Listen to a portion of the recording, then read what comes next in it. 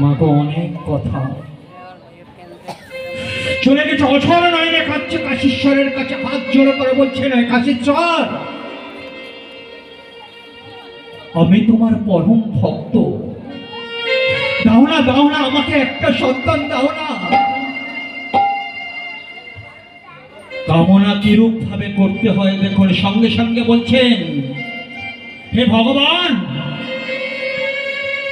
তুমি তো বাবা মহাদেব, তুমি তো সকলের মনোবাঞ্ছা পূর্ণ করো, দাও না। বলে বললেন, তোমার বরে আমার ঘরে যদি পুত্র সন্তান হয়, দাস দাসী করে রাখবো তোমারও চরণে।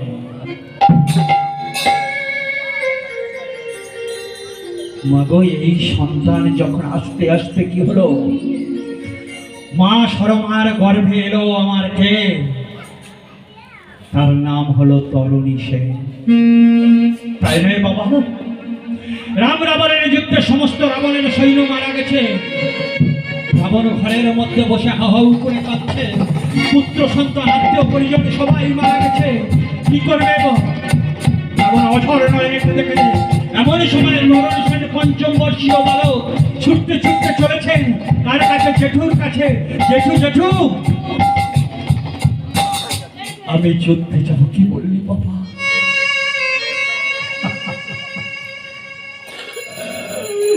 জড়িয়ে ধরেছে তরুণী সেনকে।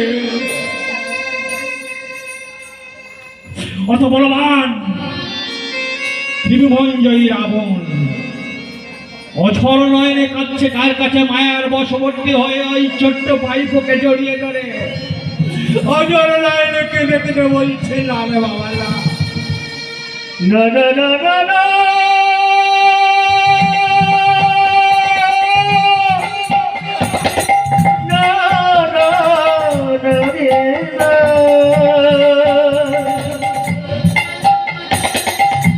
তুই যে আমার নয়নের মনি,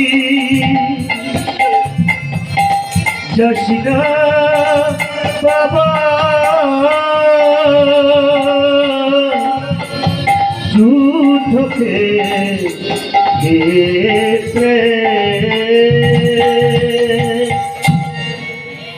না যেত না, আমি যুদ্ধে যাব। কারণ সে যে ঈশ্বরের আশীর্বাদ ধন্য পুত্র গো ধরণী। আমার পরিবারে যে আর কেউ নেই রে বাবা, তুই তো একমাত্র আমাদের পরিবারের সন্তান আছিস। যাস না বাবা, যাস না। জেঠু, তুমি আমাকে আদেশ করো, আমি যুদ্ধ যাই। ঠিক আছে, তোর মনে যা বাসনা তাই কর। ওই পঞ্চম বর্ষীয় বালক তরুণী সেন ছুটতে ছুটতে আসছে কোথায়? মায়ের কাছে। সামনে দাঁড়িয়েই বলছেন, জননী জন্মভূমি, জননী জন্মভূমিষ্যদপি করিয়সি সর্বত্র পূজ্যত দেবী জননী পরমারাধ্যা, জননী গর্ভধারিণী সতী সাবিত্রী সময় সন্তান পালকে দেবী, নমস্তে জননী জননী মা। আদরের সন্তান, তাই নয় বাবা? মা আমার জড়িয়ে ধরেছে তরুণী সেনকে। বল বাবা বল। সঙ্গে সঙ্গে মুখে চুমু